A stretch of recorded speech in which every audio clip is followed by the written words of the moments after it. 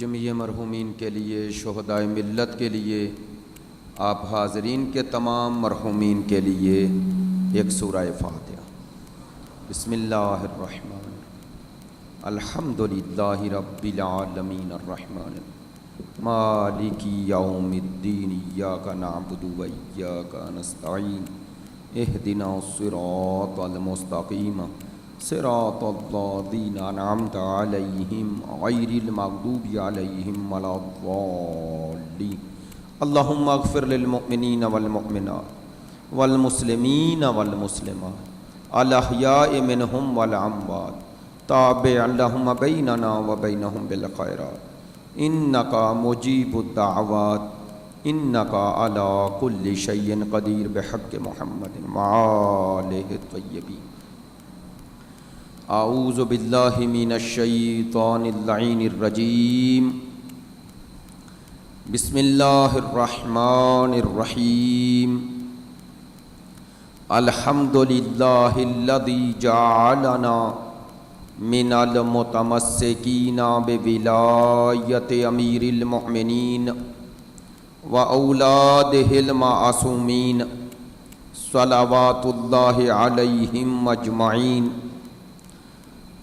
الحمد للہ الذی لا یبلغ مدحتہ القائلون ولا یحصی نعماءہ العادون ولا یعدی حقہ المجتہدون، الذی لا یدرکہ بعد الہمم ولا ینالہ غوث الفتن، الذی لیس لصفتہ حد محدود ولا نعت موجود ولا وقت معدود ولا عجل ممدود، فطر الخلائق بقدرتہ ونشر الریاح برحمتہ، والصلاة والسلام علی سیدنا و مولانا حبیبنا و حبیب قلوبنا شفیعنا ابی القاسم محمد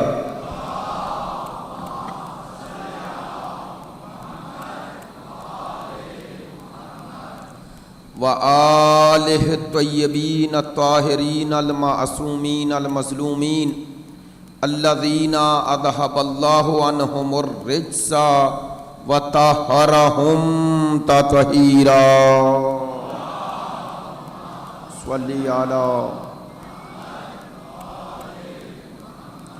واللعنۃ الدائمۃ علی منکری فضائلہم وغاصبی حقوقہم من الآن الی قیام یوم الدین۔ اما بعد، فقد قال رسول اللہ صلی اللہ علیہ وآلہ وسلم، انی تارک فیکم الثقلین، کتاب اللہ وعطرتی اہل بیتی، ما ان تمسکتم بہما لن تضلوا بعدی ابدا ولن یفترقا حتی یردا علی الحوض۔ بسم اللہ الرحمن الرحیم، رب شرح لی صدری ویسر لی امری واحلل عقدۃ من لسانی یفقہوا قولی۔ ان اللہ وملائکتہ یصلون علی النبی، یا ایہا الذین آمنوا صلوا علیہ وسلموا تسلیما۔ صلی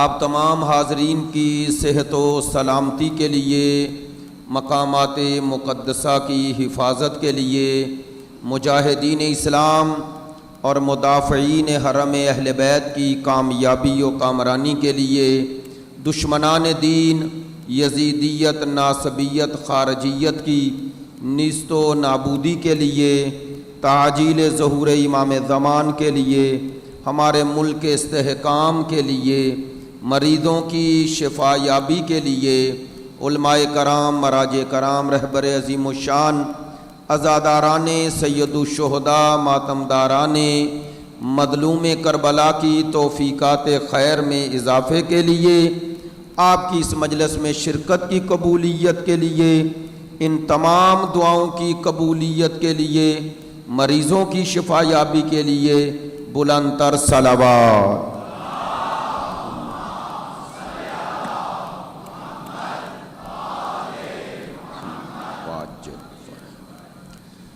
واجب الاحترام معزز و مکرم حاضرین مجلس، محبان اہل بیت، پیروان مکتب ولایت، عاشقان مکتب شہادت، سلسلہ گفتگو کی تیسری مجلس ہے، اور عنوان گفتگو جیسا کہ کل کی گزارشات میں آپ کی خدمت عالیہ میں عرض کیا کہ مقام اہل بیت، پیام اہل بیت، لیکن زبان اہل بیت سے، اور زبان اہل بیت کی جس مورد کو میں نے آپ کی خدمت عالیہ میں عرض کرنا ہے ان ایام میں، وہ زیارت جامعہ کبیرہ ہے۔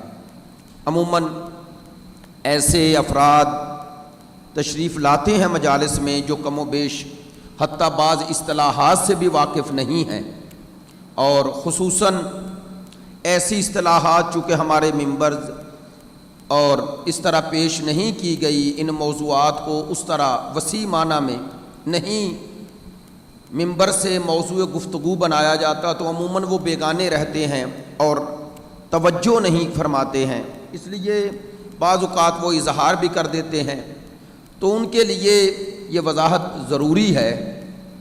میں نے کل کی گزارشات میں یہ عرض کیا، جو ان گفتگو کے لیے خود ایک مقدمہ ہے، عرض کیا تھا کہ مکتب آل محمد کے ماننے والے محبین اہل بیت کو جو ایک امتیازی حیثیت حاصل ہے اور اللہ کا انعام حاصل ہے، میں نے عرض کیا کہ وہ ہے زیارت ائمہ۔ خود اس زیارت کے اور اس زیارت پڑھنے کے فی نفس ہی اثرات تب ہیں جب ہم خود زیارت کے معنی اور زیارت کے مقصد سے آشنا ہو جائیں۔ اب تھوڑا توجہ فرمائیں گے، زیارت جسے آپ ایک عمل زیارت کہتے ہیں، ان میں تین چیزیں ہوتی ہیں، ایک ہے زائر، ایک ہے زیارت، ایک ہے مزور۔ ان تینوں کا معنی کرتا ہوں۔ زائر زیارت کرنے والا، یعنی آپ جو زیارت کے لیے جا رہے ہیں، عربی میں اسے کہتے ہیں زائر۔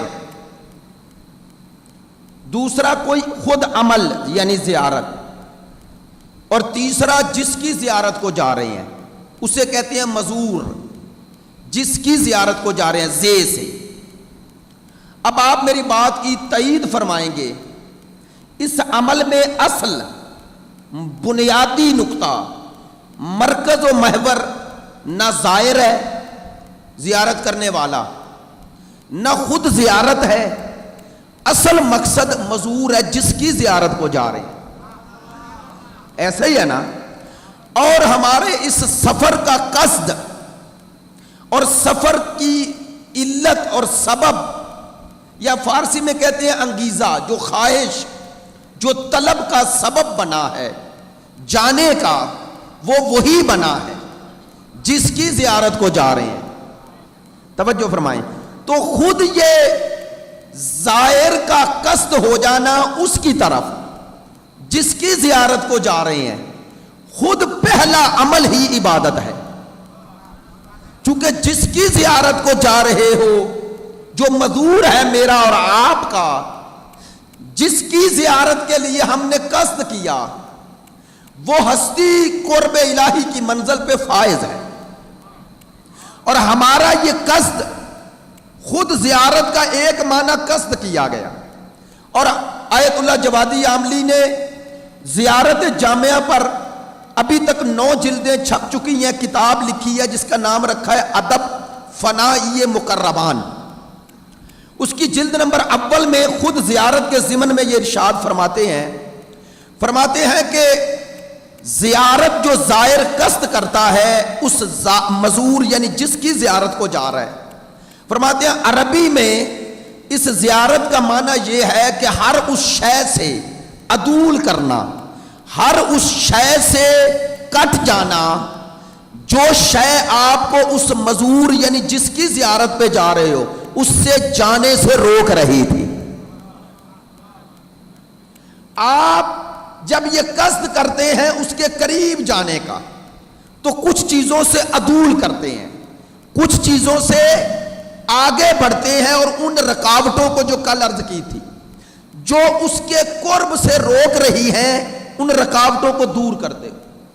ان موانع, ان رکاوٹوں میں ایک رکاوٹ مسافت ہے نا, کہ آپ کا بود یعنی دوری ہے جسم کی, اس جسم کو ان کے حضور لے کے جا رہے ہو, تو ایک خود رکاوٹ یہ جو مسافت تھی, یہ جو سفر تھا, اسے طے کر رہے ہو. توجہ فرمائیں, وہ فرماتے ہیں یہ جو سفر کر رہے ہو نا اس کی طرف حتیٰ جسم, آپ کا جسم ادھر سے ادھر اس کے قریب جا رہا ہے جو جگہ, جس جگہ ان کا جسد اطہر ہے, جو جگہ ان سے نسبت پا گئی. فرماتے ہیں تمہارا یہ سفر کرنا, خود یہ سفر بھی چونکہ اس کے لیے ہے, اس لیے یہ سفر بھی عبادت ہے. توجہ فرما رہے ہیں. اب ایک بات کی طرف اور آپ کی توجہ چاہتا ہوں, چونکہ ایک دوست نے رات سوال لکھ کے بھیجا, اس کی طرف بھی توجہ ہو جائے گی آپ کی. یہ جو ہستیاں جن کے مزارات اور جن کے ذریعے عقدت سے ان مقامات کو جو نسبت ہے, مثلا کربلا ہے, نجف ہے, کاظمین ہے, سامرہ ہے, مدینہ ہے, بقیہ ہے, توجہ فرمائیں, اس کی طرف جانا اور ان جگہوں پر جا کر دعا کرنا خود یہ دعا کی قبولیت میں اثر انداز ہے. اب یہ تو ہمارا دعویٰ ہے, لیکن اس کے اس بات کے لیے تاکہ چھوٹی چھوٹی دو دلیلیں دے دوں, آپ میرے قریب بھی ہو جائیں اور دوسرے برادران تک بھی یہ دلیل کے طور پر, اور آپ کے لیے بھی ایک دلیل کے طور پہ یہ دلیل رہ جائے. یہ ہر جگہ کا اثر ایک جیسا نہیں ہے. یہ چیز قرآن اور حدیث سے ثابت ہے کہ ہر مقام کا, ہر مکان کا, توجہ فرمائیں گے, ہر مقام کا, ہر مکان کا اور ہر زمان کا ایک جیسا اثر. اور یہ بات قرآن اور حدیث سے ثابت ہے. کیسے؟ دیکھیں آپ متوجہ ہیں اس لیے بات کر رہا ہوں. یہ جو دن رات ہیں ساری اللہ کی مخلوق ہے, ایسے ہی ہے نا بھائی. یہ سورج کے طلوع اور غروب میں ہی دن اور رات کا یہ پروسیس چل رہا ہے نا, تو ساری راتیں اور سارے دن وہی طلوع غروب میں ہی ہے نا, تو اسی کی ذات سے مربوط ہے. لیکن آیا کوئی مسلمان اس بات کی تردید کر سکتا ہے کہ یہ سب راتیں اس کی ہیں, انہی راتوں میں لیلۃ القدر دوسری راتوں جیسی ہے؟ کوئی کہتا ہے؟ اور اگر کوئی مسلمان اس کی تردید کرے تو سورہ قدر اس پر شاہد ہے یا نہیں؟ چلے وہ سورہ قدر پڑھ بھی دیتا ہوں. بسم اللہ الرحمن الرحیم. انا انزلناہ فی لیلۃ القدر وما ادراک ما لیلۃ القدر خیر من الف شہر. یہ قرآن کہہ رہا ہے کہ لیلۃ القدر 1000 مہینوں سے افضل ہے تو دوسری راتوں جیسی. اگر اس رات میں خصوصیت نہ ہوتی تو یہ 1000 مہینوں سے افضل کیوں ہوتی؟ ایسا ہے یا نہیں ہے؟ اب پتا چلا کہ اللہ کی نظر میں سارے زمان کہتے ہیں ٹائم کو, اللہ کی نظر میں سارے اوقات, وقت, ٹائم ایک جیسا نہیں ہے. تو یہ لیلۃ القدر کو نسبت ہے خصوصی ذات پروردگار سے, اس لیے یہ رات 1000 مہینوں سے افضل ہو گئی. اور اس کی عظمت کا ایک سبب قرآن کا نزول ہے, ایک سبب نزول قرآن ہے. آپ کو یاد ہوگا میں نے 19-20-21 رمضان کی مجالس 3 سال پہلے جو پڑھی تھی یہی, تو میں نے اس میں عرض کیا تھا کہ لیلۃ القدر ایک الگ حقیقت ہے، نزول قرآن ایک الگ حقیقت ہے. جو عظمت لیلۃ القدر ہے وہ سورہ قدر میں بیان ہوئی ہے. آپ متوجہ ہیں انشاءاللہ؟ تھوڑا اشارہ کر دوں. کیا خداوند متعال نے فرمایا انا انزلناہ فی لیلۃ القدر، ہم نے قرآن کو لیلۃ القدر میں بولیے نازل کیا. تو جس میں قرآن آیا وہ پہلے تھی نا. دیکھیں یہ مجلس اس امام بارگاہ یا اس مسجد میں ہو رہی ہے، تو پہلے یہ ظرف ہے نا، اس میں آپ بیٹھے ہیں. اللہ نے کہا ہم نے لیلۃ القدر میں قرآن نازل کیا. تو لیلۃ القدر اللہ کے ہاں نزول قرآن سے بھی پہلے مقدس شب تھی. اب آئے، میں نے پہ ربط بات نہیں کی. کسی نے معصوم سے پوچھا مولا آپ کی امامت پر کوئی ایسی بین واضح روشن دلیل مجھے تعلیم فرمائیں جو میں دوسروں سے آپ کی امامت پر دلیل کے طور پر پیش کر سکوں. امام نے فرمایا ہماری امامت کے اس بات کے لیے سورہ قدر کی تلاوت کرو، سورہ قدر کی تلاوت کرو. حیران ہو گیا راوی، مولا سورہ قدر میں آپ کی امامت کا کون سا اعلان ہے؟ فرمایا سورہ قدر پڑھو، بسم اللہ الرحمن الرحیم، انا انزلناہ فی لیلۃ القدر وما ادراک ما لیلۃ القدر لیلۃ القدر خیر من الف شہر. توجہ، ہم نے لیلۃ القدر میں قرآن نازل کیا، یہی خدا فرما رہا ہے. اور تم کیا جانو، یہ نہیں کہا نزول قرآن کیا ہے، کہا تم کیا جانو لیلۃ القدر کیا ہے. تو یہ ماشاءاللہ اہل علم دوست آتے ہیں، وما ادراک، فرماتے ہیں یہ عظمت کے اظہار کے لیے ہے کہ تمہیں لیلۃ القدر کی حقیقت کا پتہ چل ہی نہیں سکتا. تو یا اللہ ایک شب ہی تو ہے، کیا ہے اس میں جو ہمیں ادراک نہیں ہو سکتا؟ تو اب یہ ہے ظاہر قرآن، ایک اس کا باطن ہے. معصوم سے پوچھا گیا کہ لیلۃ القدر ہے کیا، اور ہم اگر لیلۃ القدر کے فیوز و برکات کو پانا چاہتے ہیں تو کیا کریں؟ فرمایا ما ادراک حق فاطمہ فقد ادرک لیلۃ القدر، جس نے حق فاطمہ کو پہچان لیا اس نے لیلۃ القدر کو پا لیا. بابا سے بلند صلوات.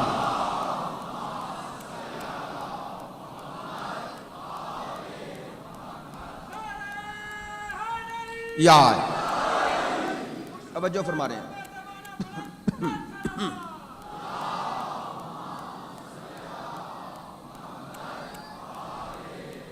چلے بعض دوست ظاہر ہے یہ باتیں ان کے لیے تو نئی نہیں ہوتی ہیں، لیکن جو دوست کبھی کبھی آتے ہیں یا 10 دن ہی آتے ہیں اور ان کا 10 دن ہی آنا ہوتا ہے، تو ان کے لیے تھوڑی سی وضاحت عرض کر دیتا ہوں.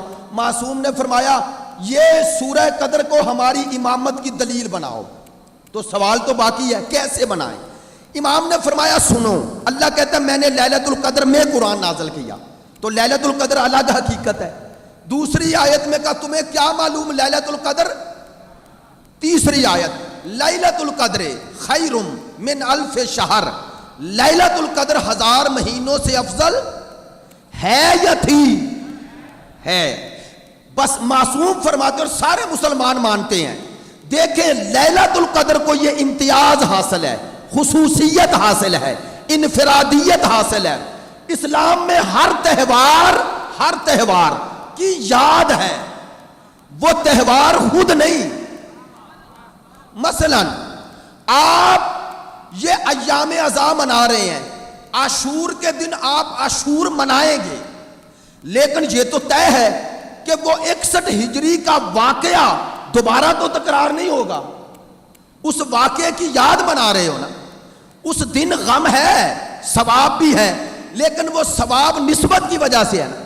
لیکن وہ واقعہ تو ایک خاص ظرف تاریخ میں گزر گیا. ایسے ہی ہے نا، 21 رمضان شہادت مولا علی کی یاد مناتے ہو، آپ 13 رجب ولادت کی یاد مناتے ہیں، تو جتنے اسلام کے ایام ہیں ان کے وہ ظرف تاریخ میں گزرے ہوئے ایام کی نسبت سے یاد مناتے ہو، لیکن وہ دن خود نہیں ہے، اس کی عظمت ہے، عزت ہے، فضیلت ہے، لیکن نسبت کی وجہ سے۔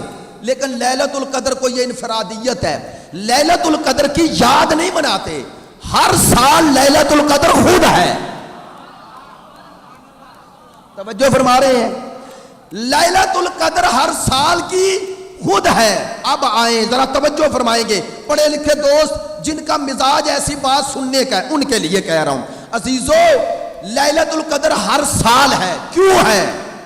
معصوم فرماتے ہیں لیلۃ القدر کا وجود ہماری امامت کی دلیل ہے۔ کیسے توجہ فرمائیں، معصوم کا استدلال ذکر کر رہا ہوں۔ معصوم نے فرمایا آیت پڑھتے جاؤ، لیلۃ القدر خیر من الف شہر، لیلۃ القدر 1000 مہینوں سے افضل ہے۔ کیوں افضل ہے؟ تنزل الملائکۃ والروح فیہا باذن ربہم، یہ وہ شب ہے جب ملائکہ فوج در فوج نازل ہوتے ہیں۔ صرف ملائکہ نہ، روح۔ اب روح سے مراد یا جبرائیل ہے یا جبرائیل سے بھی بلند فرشتہ۔ اس شب میں فیہا، اس شب میں نازل ہوتے ہیں، اپنی مرضی سے نہیں، بے اذن ربہم، تیرے رب کا اذن لے کر۔ کیا لے کے آتے ہیں؟ من کل امر۔ امام نے فرمایا من کل امر کا معنی تمام امور لے کے آتے ہیں۔ امام نے فرمایا ان سے پوچھو کہ جب سرکار دو عالم تھے تو یہ ملائکہ کس پہ آتے تھے؟ سرکار دو عالم پر۔ فرمایا وہ تو چلے گئے اور لیلۃ القدر ہے، تو کوئی رسول کے بعد ایسا ڈھونڈو جس کا باطن رسول جیسا ہو۔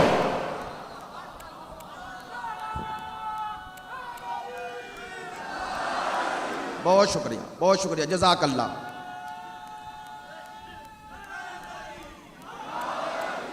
آپ متوجہ ہیں انشاءاللہ؟ آپ متوجہ، ایک صلوات پڑھ لیں بلند آواز سے۔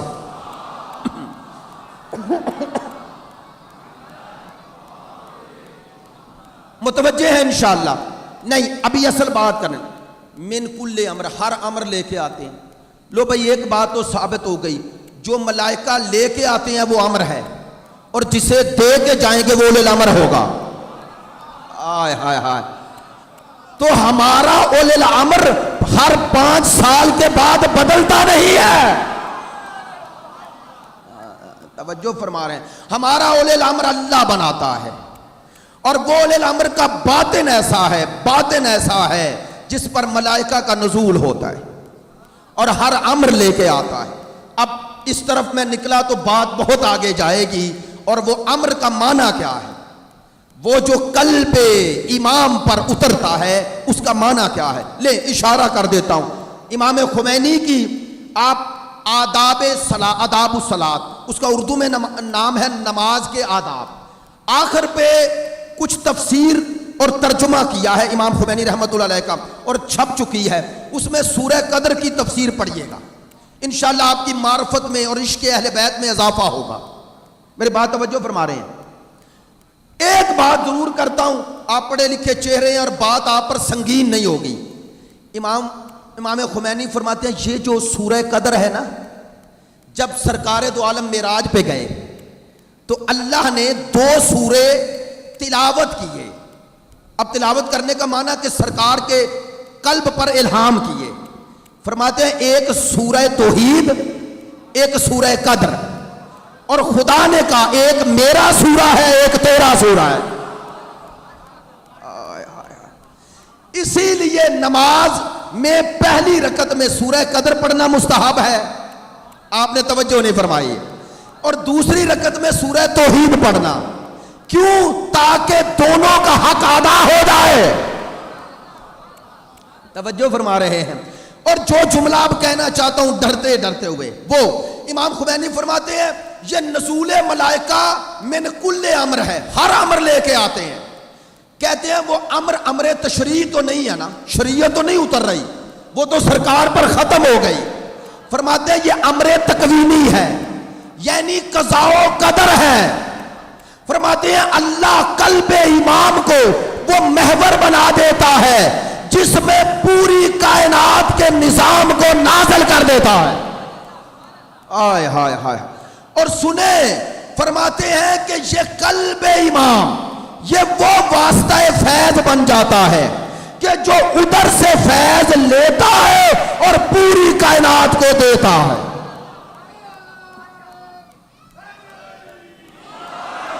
بابا سے بلند صلوات.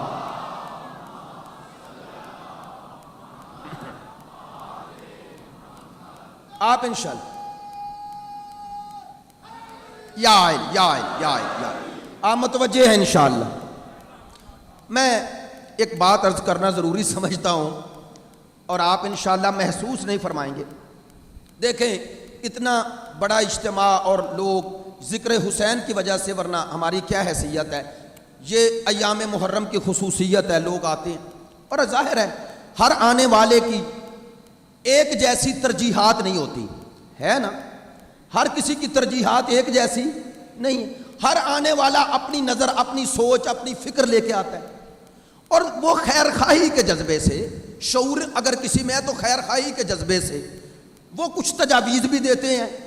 اور ظاہر ہے آج کل میڈیا عام ہے تو لوگ کچھ لکھ کر تجاویز بھی دے دیتے ہیں، قبلہ یہ موضوع یہ موضوع یہ موضوع. اب دیکھیں آپ اگر 10,000 کے اجتماع میں 1,500 لوگ ہی، مثال دے رہا ہوں، 1,000 لوگ مجھے تجاویزیں دے دیں اور اب 1,000 پہ عمل کروں، کیسے کروں؟ ٹھیک ہے نا. تو اس لیے وہ موضوع کا تعین اور موضوع کی ترجیحات وہ ہر انسان کے اپنے مطابق ہیں. لیکن الحمدللہ میں کوئی بہت بڑا دعویٰ نہیں کرتا، یہ پورا سال وہ رحیم یار خان سے لے کر کم از کم اٹک تک کوئی ضلع، کوئی تحصیل نہیں جہاں ذکر اہل بیت کے لیے جانے کی یہ اتفاق نہ ہوا ہو. تو جو موضوع رکھتا ہوں وہ اس پوری تشیع کی کم از کم مجموعی حالت کو دیکھ کے رکھتا ہوں. اور مجھے یاد ہے کہ ہم ایک یہیں اسلام آباد کے عالم دین ہے، نام نہیں لیتا، میں اور میرے ایک دوست ہیں، ہم اکٹھے ان کے پاس گئے انہیں ملنے 2-3 سال پہلے. بڑی خوبصورت بات عابدی صاحب انہوں نے کی. مجھے کہنے لگے کہ سخاوت صاحب اگر آپ چاہتے ہیں کہ آپ کی گفتگو میں لوگوں کی دلچسپی بھی رہے اور بات پہنچے، لوگوں کے دل پہ اثر ہو، تو اپنی گفتگو میں توازن رکھنا. میں نے کہا متوازن گفتگو سے مراد کیا ہے؟ انہوں نے کہا اپنی گفتگو کو ذکر اہل بیت اور فضائل اہل بیت سے خالی نہ کرنا.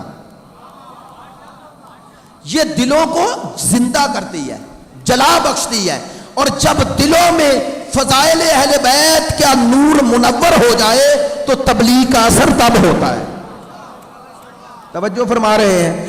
اس لیے مت سمجھا کریں کہ میں مزاجن کوئی خطیب بن کے، فضائل بن کے آپ سے نعرے لگوا کے واہ واہ کر کے اپنی کوئی مجلسیں، کوئی اپنا وقار بڑھانا چاہتا ہوں. خدا کی قسم، خدا معاف کرے، میں بہت بڑا کوئی دعویٰ نہیں کرتا، لیکن کوشش کرتا ہوں. میرے اساتذہ، میرے بزرگان جو مجھے مذاق میں بھی، سنجیدگی میں بھی، ڈائریکٹ انڈائریکٹ بتاتے رہتے ہیں، اب خود بھی ایج کے اس حصے میں ہیں، چیزیں سمجھتے ہیں، تو مطمع نظر کوئی شہرت طلبی نہیں، کوئی واہ واہ نہیں ہے، لیکن فضائل اہل بیت اس لیے پڑھتے ہیں کہ ان فضائل کو چھپایا گیا ہے اور پڑھ کے بتانا چاہتے ہیں ہم چھپانے والوں میں شامل نہیں ہیں. توجہ فرما رہے ہیں؟ لہذا یہ فضائل پڑھنا کوئی مجلس کی معنویت، روحانیت اور معیار کو نیچے نہیں لے جاتا، اوپر لے آتا ہے. ہاں یہ ضروری ہے کہ سطحی گفتگو نہ کرو، لغویات نہ کہو، وہ باتیں نہ کرو جس میں اہل بیت کی تنقیص ہو، توہین ہو، تذلیل ہو. یا دو کام نہ کرو، ایک ایسی بات نہ کرو جس سے وہ عزت اور جلالت ربوبیت زیر سوال آئے. دوسرا ایسا کام نہ کرو جس میں اہل بیت کی تنقیص آئے. آل محمد خدا کی نسبت بندے ہیں اور کامل بندے ہیں. انشاءاللہ میری مجلس میں آئے گا اس زیارت جامعہ کے ضمن میں کہ کہ یہ اللہ کے وہ بندے ہیں جنہوں نے حق کے بندگی ادا کیا ہے. توجہ فرما رہے ہیں, حق کے بندگی ادا کیا ہے. انشاءاللہ تب میں عبادت اور مفہوم عبادت پہ گفتگو کروں گا, لیکن آج جو کہنا چاہتا ہوں کہ آل محمد کی اس سے نسبت اور ہم سے نسبت, یہ دو نسبتیں ہیں. میں پہلے بھی ذکر کر چکا ہوں لیکن پھر وضاحت کر رہا ہوں ان حالات کے تناظر میں. دیکھیں میں سخاوت ہوں نا, میری دو نسبتیں ہیں, ایک میری میرے والد سے, ایک میری میرے بچوں سے. آیا دونوں نسبتوں سے میں ایک جیسا ہوں؟ نہیں. مجھے میرے والد کی نسبت دیکھو تو مجھ پر احترام واجب ہے, ایسے ہی ہے نا. اور مجھے میری اولاد کی نسبت دیکھو تو ان پر میرا احترام واجب ہے. تو ایک جہت سے میں احترام کر رہا ہوں, ایک جہت سے میرا احترام ہو رہا ہے نا ایسا. تو آل محمد کی دونوں جہتوں کو کبھی خلط نہ کرنا. ایک خدا سے جہت ہے, ایک بندگان خدا سے جہت ہے. خدا سے دیکھو تو وہ لینے والے ہیں اور وہ دینے والا ہے, چونکہ وہ واجب الوجود ہے, وہ کسی شے میں محتاج نہیں. اور جب آل محمد کو مخلوق مانا تو مخلوق کہتے ہی اسے ہے جو اپنے خالق سے لے. آل محمد کی اس جہت کو کبھی جدا نہ کرنا. ادھر دیکھو تو یہ لینے والے, اور ادھر دیکھو تو یہ فیض دینے والے ہیں. وہ تکوینی فیض کہو یا تشریع کہو, بھئی شریعت بھی تو ان کے وسیلے سے ملی نا, تو یہ فیض ہے یا نہیں؟ انسان جنت اور جہنم کا حقدار بنے گا شریعت کی وجہ سے نا, تو وہ شریعت کن کے وسیلے سے پہنچی؟ انہی کے. تو اس سے بڑا فیض کیا ہوگا؟ اگر یہ خدا اور بندوں کے درمیان نہ ہو تو نہ خدا سمجھ میں آتا ہے نہ بندگان خدا سمجھ میں آتے. توجہ فرما رہے ہیں؟ نہیں. اب دو لفظ کہے ہیں تو دونوں کو حل کر دو. جو ادھر کی نسبت کو توڑے جو ان کو خدا سے ہے وہ نصیری ہے, جو اس لینے کی نسبت کو جو اللہ سے ہے توڑ دے وہ نصیری ہے, اور جو ادھر کی نسبت توڑے جو دینے والی ہے وہ وہابی ہے. جو اس نسبت کو قائم رکھے, ادھر بھی نسبت دیکھے ادھر بھی دیکھے, وہی شیعہ ہے. میری بات توجہ فرمائی ہے, وہی شیعہ ہے. ہم ان کے بھی مخالف ہیں جو ادھر کی نسبت سے کاٹ رہے ہیں, ان کے مخالف ہیں. انہیں شیعت کا نمائندہ نہیں سمجھتے جو ادھر کی نسبت کاٹ رہے ہیں, اور ان کے بھی مخالف ہیں جو ادھر سے لے کے ادھر دینے والی نسبت کاٹ رہے ہیں. ہاں یہ قرب الہی کی اس منزل پہ فائز ہیں, قرب الہی کی اس منزل پہ فائز ہیں. عابدی صاحب, علامہ شہید عارف حسین الحسینی کا جملہ عرض کر رہا ہوں, فرماتے ہیں کہ انسان کامل امام وہ ہوتا ہے جو اللہ سے فیض ویسے لیتا ہے جیسے وہ دینا چاہتا ہے. ہائے ہائے ہائے ہائے ہائے. دیکھیں دو چیزیں ہوتی ہیں, ایک ہوتی ہے فاعلیت, ایک ہوتی ہے قابلیت. لفظ پھر مشکل بول دیے اور کوئی کہہ دے گا کہ آپ بڑے مشکل لفظ بولتے ہیں, دونوں کا معنی کرتا ہوں. فاعلیت یعنی دینے والا, قابلیت یعنی جو ظرف ہوتا ہے جس میں آتی ہے. قابلیت تو مشکل لفظ نہیں. دیکھیں عموماً ہم جو دیکھتے ہیں نا چیزوں کو, ادھر دیکھتے ہیں, ادھر وہ دینے والا ہے اور قادر مطلق ہے. کہتے ہیں جو قادر مطلق ہے تو ادھر دیکھتے ہیں, وہ دیتا ہے دیتا ہے. اور بابا ادھر نہ دیکھو, وہ دینے والے میں کوئی محدودیت نہیں, وہ کامل ہے. لینے والے کو دیکھا کرو. میری بات پہنچنی چاہیے. آپ ادھر دیکھتے رہتے ہیں ادھر نہیں دیکھتے, اس لیے مسئلہ حل نہیں ہوتا. کیا آپ سوچتے ہیں جو کام اللہ نے 12 سے لیا ہم سے بھی لے سکتا تھا؟ میں محتاط انداز میں کہہ رہا ہوں, نہیں, ایسی بات نہیں. کیوں؟ چونکہ یہ منصب امامت یہ قرآن اندازی پہ نہیں ملا, یہ قابلیت پہ ملا ہے. توجہ فرما رہے ہیں؟ یہ قابلیت کی بنیاد پہ ملا ہے، اور فاعل کی فاعلیت کو نہ دیکھا کرو، قابل کی قابلیت کو دیکھا کرو۔ میں نے پہلے بھی مثال دی تھی، چونکہ آسان ہے اس لیے کہ آپ مجھے ایک گلاس پانی دیں اور ایک جگ پانی کا بھر کے دے دیں، اور مجھے کہیں سخاوت یہ گلاس پانی کا اتنا ہی رہے اور اس میں پورا جگ بھی پانی کا انڈیل دو اور آ جائے۔ میرے میں قدرت ہے کہ میں پورا جگ انڈیل دوں، لیکن اس گلاس کی ظرفیت ہی نہیں کہ وہ گلاس رہے اور پورے جگ کو سمیٹ لے۔ یا تو اس کے جسم کی ظرفیت بڑھے تاکہ گلاس کو لے لے، یا اگر اتنا ہے تو لے نہیں سکتا تو پانی گرے گا، باہر گرے گا نا۔ تو اب بول کے بتائیے گا کہ یہ پانی کا نیچے گرنا یہ میرا عیب ہے یا گلاس کا؟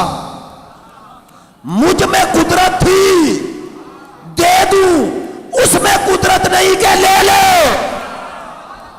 ماشاءاللہ، بہت شکریہ، بات آپ تک پہنچی ہے، بات آپ تک پہنچی ہے۔ تو اب سنیں، کائنات عالم میں اللہ جب فیض دینا چاہتا ہے تو مصطفیٰ کے ظرف کو وہاں لے گیا۔ اتنا بلند ظرف ہے کہ کعبہ کو حسین پہ پہنچ گیا۔ اب یا وہ دینے والا تھا یا لینے والا ہے، یا لینے والا ہے۔ وہ خدا جیسے چاہتا ہے انسان کامل کے ظرف پر وہ فیض کرتا ہے۔ آج بھی اگر ہم اپنا رابطہ ان سے کر لیں، برقرار کر لیں، تو وہ فیض ملتا ہے۔ اب توجہ فرمائیں، بات شروع ہوئی تھی مناسبت سے، بس مناسبت سے بات شروع ہوئی تھی کہ ہر زمان ایک جیسا نہیں ہے۔ اب لیلۃ القدر دوسری راتوں جیسی ہے تو پتا چلا کہ زمان میں بھی فرق ہے، ٹائم میں بھی فرق ہے، ہر رات ایک جیسی۔ تو اب بول کے بتائیے گا، شب قدر کی دعا اور دوسری راتوں کی دعا برابر ہے؟ شب قدر کی عبادت اور دوسری راتوں کی عبادت برابر ہے؟ تو کس نے عبادت کو بڑھایا؟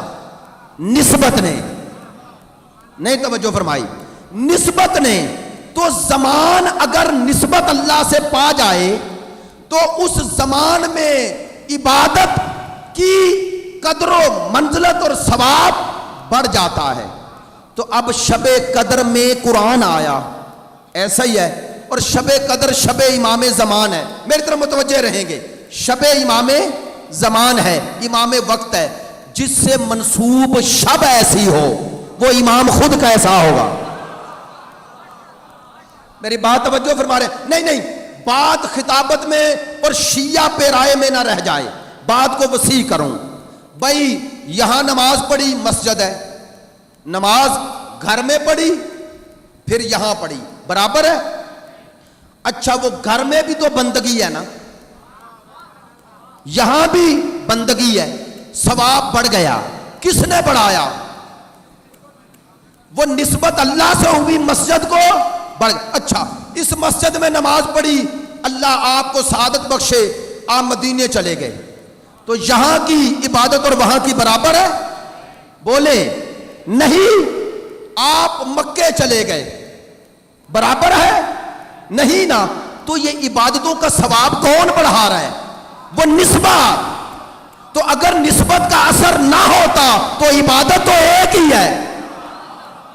میری بات توجہ فرمانی ہے۔ وہ بیت اللہ کی، وہ مکے میں کی ہوئی عبادت کئی گنا بڑھ گئی، لاکھوں رکعت بڑھ گئی۔ توجہ فرما رہے ہیں؟ اب ایک جملہ اپنی عقیدت کا کہنے لگا ہوں، اپنی محبت کا کہنے لگا ہوں۔ یہ جو مکہ ہے، خدا کہتا ہے لا اقسم بہذا البلد، مجھے اس شہر کی قسم۔ کیوں؟ وانت حل بہذا البلد، چونکہ تو اس میں ہے۔ نہیں، اور بات واضح کروں، یہ بیت اللہ کعبہ قبلہ نہیں تھا پہلے مسلمانوں کا، قبلہ یعنی قبلہ اسے کہتے ہیں جس کی طرف منہ کر کے نماز پڑھی جائے. آپ کو پتا ہے 2 ہجری تک یہ کعبہ قبلہ مسلمانوں کا بیت المقدس تھا نا, وہی تھا. قرآن نے وہ سارا واقعہ ذکر کیا, اور اس کی ایک آیت بڑی خوبصورت ہے جو میں نے پڑھی, اور آیت اللہ جوادی عاملی کا استدلال ذکر کر رہا ہوں. فرماتے ہیں کہ جب مسلمان بیت المقدس کی طرف منہ کر کے نماز پڑھتے تھے, یہودی تانا دیتے تھے, کہتے اصل ہم ہیں, تم نقل ہو. دلیل کہ یہ قبلہ ہمارا تھا, تم اس کی طرف منہ کر کے نماز پڑھ رہے. سرکار نے سنا, دکھ ہوا. یہ ہے رسول کی غیرت. کاش میری بات پہنچ جائے کہ یہ یہودی یہ تانا دے رہے ہیں, میری سرکار کو اس کا بھی دکھ ہوا. وہ سرکار تو اللہ کے نبی ہیں, بندگی کر رہے ہیں, بیت المقدس تو اللہ کا گھر ہے نا, نسبت تھی. لیکن سرکار کو یہ تانا یہودیوں کا بھی برداشت نہیں کہ یہ کہیں تمہارا اور ہمارا قبلہ ایک ہے. آج کا مسلمان یہودیوں کے ساتھ بیٹھ جاتا ہے اور پھر خادم حرمین بن جاتا ہے. میری بات توجہ فرما رہے ہیں. اچھا, سرکار کو دکھ ہوا, قرآن نے ذکر کر دیا. توجہ فرمائیں گے تو انشاءاللہ بات استدلال بھی ہو جائے گا اور آپ قریب بھی ہو جائیں گے. بات ذہن میں ہے نا, ہر زمان کا اثر ایک جیسا نہیں, مکان کا اثر ایک جیسا نہیں. دلیل کیا دے رہا ہوں, زیارت پر جانے کے اثرات ہیں. وہاں جانا اور نہ جانا برابر نہیں ہے. توجہ فرماتے ہیں جب یہ کعبہ قبلہ نہیں بنا, اب قرآن کہہ رہا ہے, خدا کہتا ہے میرا حبیب میں دیکھ رہا ہوں, تو بار بار آسمان کو سر اٹھا کے دیکھ رہا ہے. آیت فَلَنُوَلِّيَنَّكَ قِبْلَةً تَرْضَاهَا, میرا حبیب پریشان نہ ہو, میں اسے ہی قبلہ بنا دوں گا جس پہ تو راضی ہے. اللہ اکبر.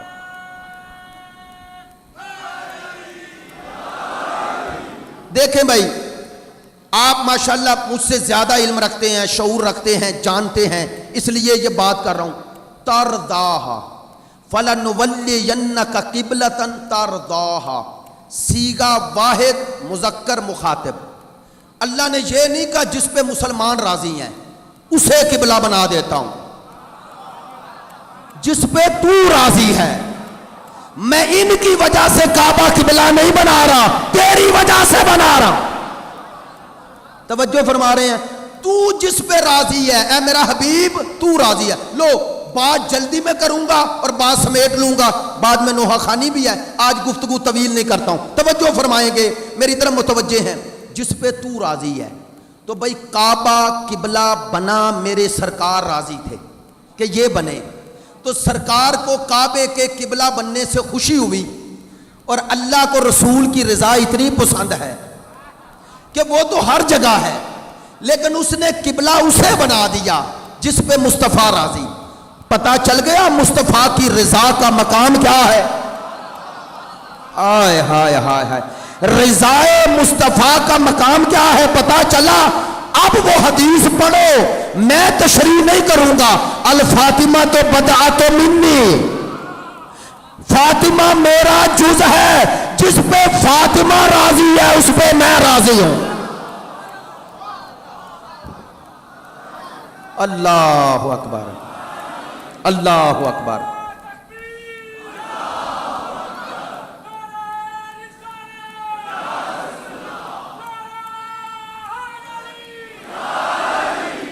توجہ فرمائیں.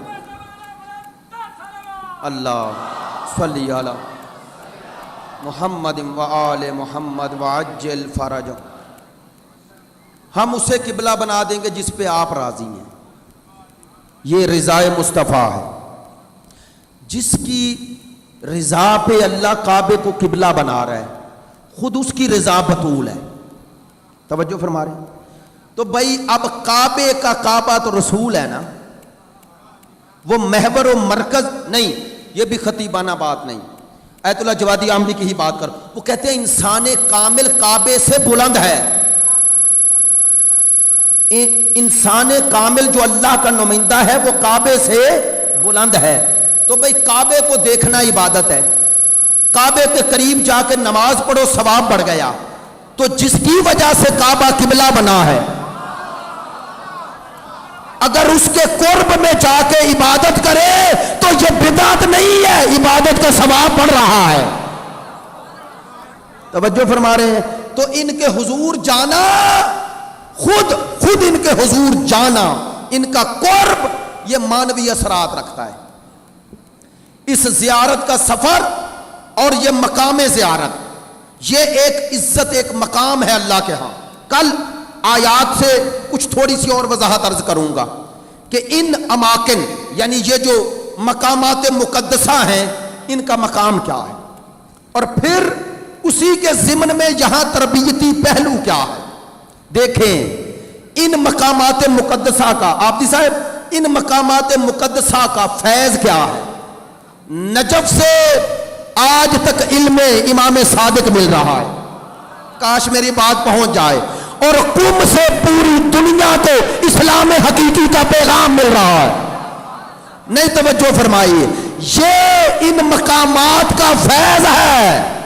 بھئی ان مقامات کے فیض کو سمجھنا ہے تو سمجھو، پوری دنیا میں آج اگر رسول کا اسلام نظر آ رہا ہے تو انہی کے پاس ہے جو اس حوزے کے تربیت یافتہ ہیں۔ اس سے بڑا فیض کیا ہوگا؟ آج تک قال الباقر، قال الصادق کی صدائیں باب مدینۃ العلم سے اٹھ رہی ہیں، وہی حضرت معصومہ قم سے اٹھ رہی ہیں۔ پوری دنیا کو درس مجاہدت، درس جہاد، درس مقاومت، درس حریت، درس عزت، درس غیرت اگر مل رہا ہے تو یہ صادق آل محمد کے درس میں پڑھنے والوں سے مل رہا ہے۔ آج اللہ صلی علی محمد، آج دنیا کو اس حوزے کی فیوز و برکات ہیں، اور اپنا رابطہ ان سے کاٹنا نہیں، ان سے رابطہ رکھو۔ یہ رابطہ رہا تو تمہیں شیعت حقیقی میں اور شیعت مصنوعی میں فرق محسوس ہوتا رہے۔ آج دشمن نے اسی حوزے کے پروردہ اور تربیت یافتہ لوگوں سے شکست کھائی ہے۔ اسے شکست اگر لبنان میں ہوئی تو صادق آل محمد کی تربیت یافتہ شخصیت نے دی۔ لبنان پہلے بھی لبنان تھا، ایران پہلے بھی ایران تھا، لیکن اگر امام خمینی ایرانی ہوتا تو انقلاب نہ لاتا۔ وہ ایرانی نہیں، وہ صادق آل محمد کا تربیت یافتہ تھا۔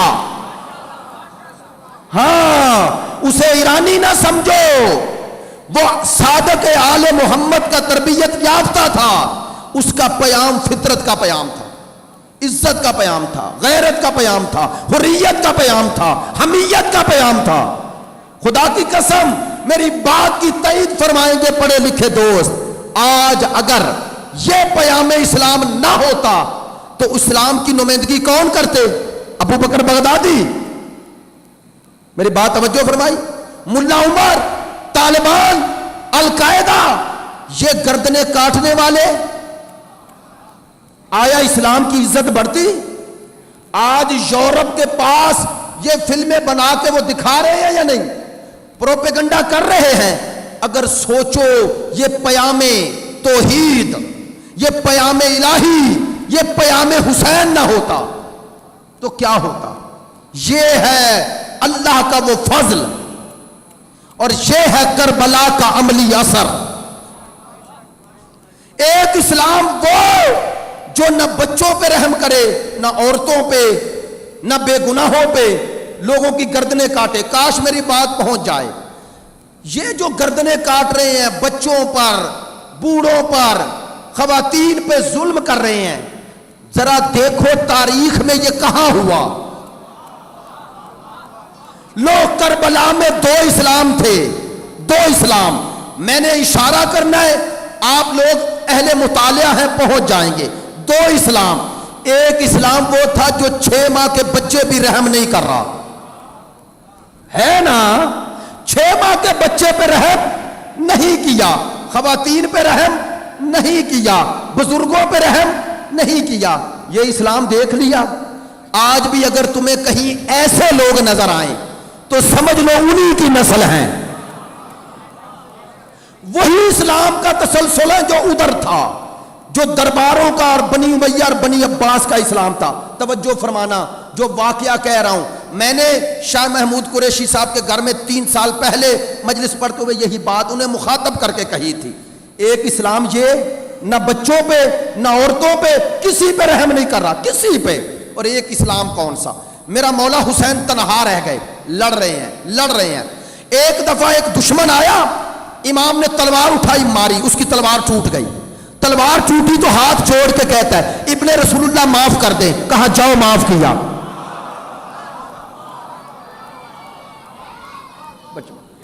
کہا جاؤ معاف کیا. اچھا اس سے پیچھے لے جاؤں، اہل مطالعہ ہو، ہر کا لشکر آیا تو کس رخ میں آیا؟ پیاسا اور پیاس سے مرنے والا، جانور بھی مرنے والے. ہاں جنگی ٹیکنیک یہ تھی کہ انہیں مرنے دیا جاتا. اس وقت تو باقی لشکر ابھی آیا ہی نہیں، ایسا ہے یا نہیں؟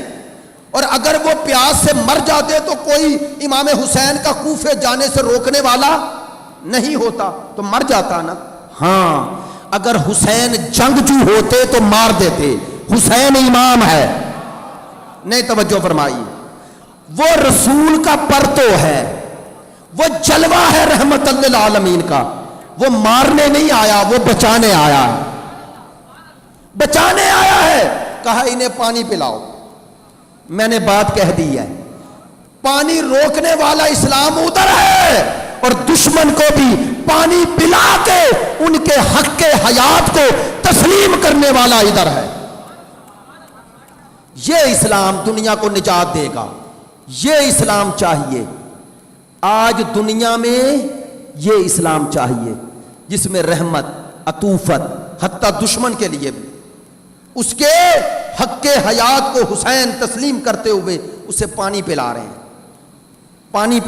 اور میں نے پڑھا ایک دشمن کہتا ہے میں پانی پینا چاہتا ہوں، ہاتھ میں جام لیا، ہاتھ کانپ رہے ہیں. پیاس کی شدت سے بعض اوقات انسان پر ریشہ ہو جاتا ہے، میرے ہاتھ کانپ رہے ہیں. کہتے ہیں دور سے فرزند زہرا دیکھ رہے تھے، قریب آئے، جام لیا اور اپنی ہتھیلی یوں کی، میرے منہ کے قریب کی اور پانی ڈالنے لگے. دوستو یہ ہے میرا حسین.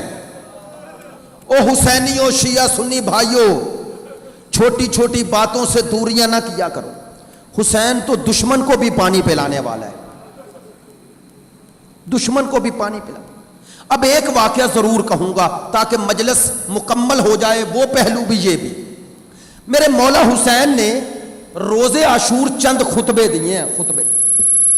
ایک خطبہ جب دے رہے تھے میں نے عجیب منظر دیکھا، پڑھا اور خدا کی قسم بہت گریا آیا.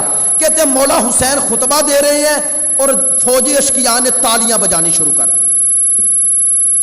چھوٹی توہین ہے. میں بات کر رہا ہوتا ہوں نا، بعض اوقات یہ بعض دوست نیچے دیکھتے ہیں، مجھے غصہ آتا ہے، یار میں بات کر رہا ہوں میری طرف دیکھیں. وہ اپنی سوچ میں ہوتے ہیں، وہ انہماک میں ہوتے ہیں، لیکن پھر بھی پسند نہیں. کوئی دوست اٹھ کے نکلے ویسے ہی دل میں بات آتی ہے کہ یار اسے آداب نہیں ہے، پہلے کیوں نہیں چلا گیا. تو میں خاطی آسی، لیکن میری گفتگو میں اگر آپ ادھر ادھر دیکھیں تو دکھ ہوتا ہے. تو جو حسین خطبہ دے رہا، اس سے بڑی کیا، میں اب لفظ کہتے ہوئے ڈر رہا ہوں، اس سے بڑی توہین امام کیا ہوگی. اب جو پیام ہے ہم سب کے لیے وہ دینا چاہتا ہوں. امام نے خطبہ چھوڑا، تالیاں بجا رہے ہیں، مذاق اڑا رہے ہیں. امام نے خطبہ چھوڑا اور اندر آئے. جیسے ہی خیمے میں آئے نا، حضرت سیدہ زینب اٹھ کے کھڑی ہو، ایک جملہ کہا، بھائیا میں نے یہ منظر دیکھا، بھیا آپ کیوں یہ خطبے دے رہے ہیں، سنیں گے؟ کہتے ہیں نہیں چاہتا یہ مجھے قتل کر کے جہنمی بن جائیں. میرے مولا حسین نے کہا میں نہیں چاہتا یہ میرے قتل سے جہنمی بن جائیں. دوسری بات جو ہم سب کے لیے لمحہ فکریہ ہے، بی بی نے پوچھا یا ابن رسول اللہ حسین ان پر آپ کی بات کا اثر کیوں نہیں ہو رہا؟ ان کے قلوب پر آپ کی بات کا اثر کیوں نہیں ہو رہا؟ امام ہے آپ، اب امام کی زبان میں تاثیر کا انکار ہے؟ ان پہ اثر کیوں نہیں ہو رہا؟ اب امام نے پیغام دیا، امام نے فرمایا زینب ان پر میری بات کا اثر نہیں ہوگا۔ کیوں؟ فرمایا ان کے شکموں میں حرام ہے۔ جب شکموں میں لقمہ حرام چلا جائے تو دل سخت ہو جاتا ہے، پھر امام کی بات کا بھی اثر نہیں ہوتا۔ عزادارو 3 محرم گزر گئی، کربلا کا مسافر یہ سفر کربلا کرتے ہوئے، ایک دوست نے کہا ہے اس لیے ورنہ مناسبت سے انشاءاللہ کل شہادت پڑھوں گا، انہوں نے کہا پچھلے سال آپ نے وہ مصائب پڑھا ضرور پڑھیے گا۔ عزادارو یہ جو سفر کربلا ہے 28 رجب کو شروع ہوا ہے، 60 ہجری 28 رجب حسین مدینے سے چلے، 4 شعبان غالباً مکے پہنچے، شعبان رمضان شوال ذیقعدہ ذوالحج، 4 مہینے اور 8 دن حسین مکے میں رہے۔ حسین مکے کو چھوڑنے لگے حج کیے بغیر۔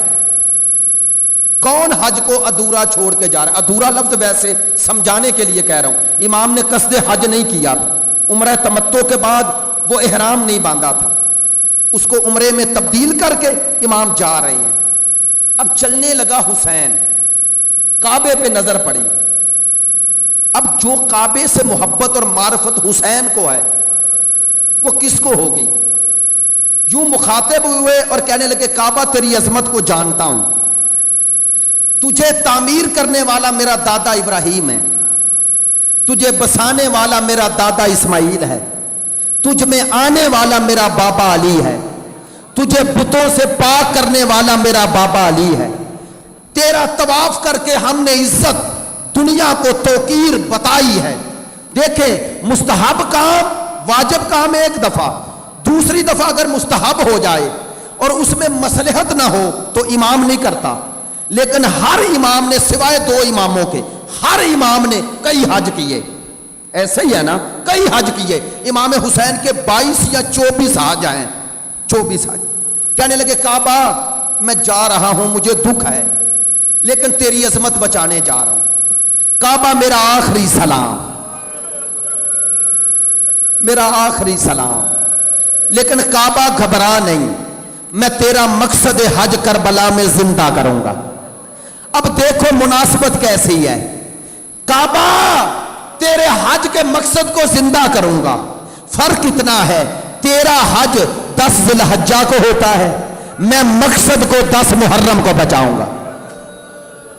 کعبہ کتنی مناسبت ہے، 9 ذی الحجہ کو وہ وقوف عرفات ہے، حج سے 1 دن پہلے وہ مزدلفہ میں وہ عرفات میں وقوف ہے، کہا تیری بھی آخری شب وقوف ہے، میں بھی آخری شب مانگوں گا۔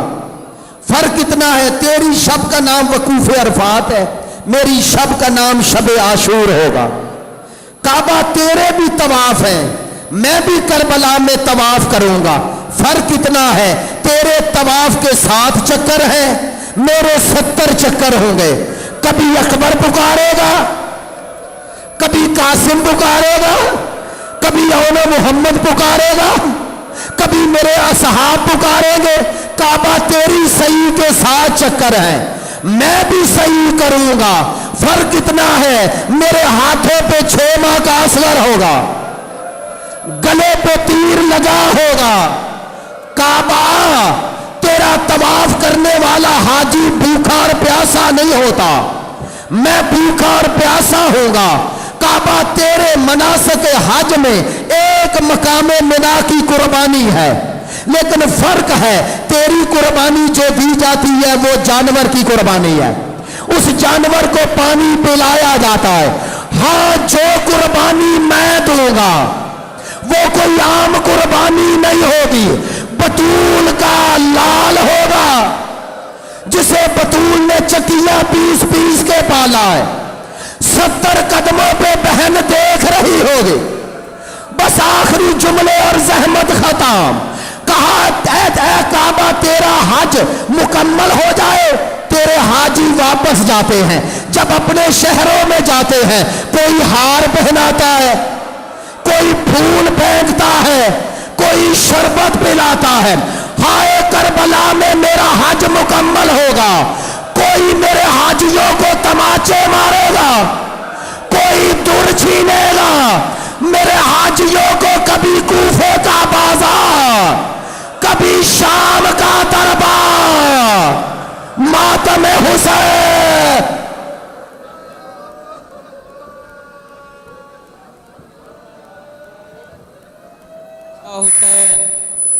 یا حسین یا حسین یا حسین یا حسین یا حسین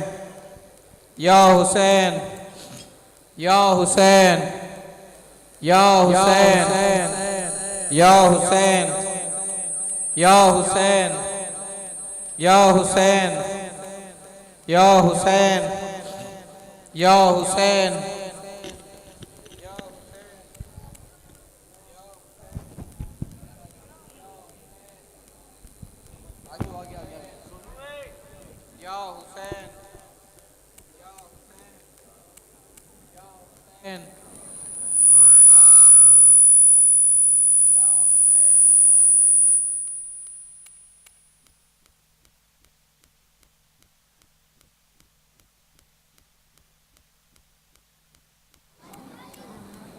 یا حسین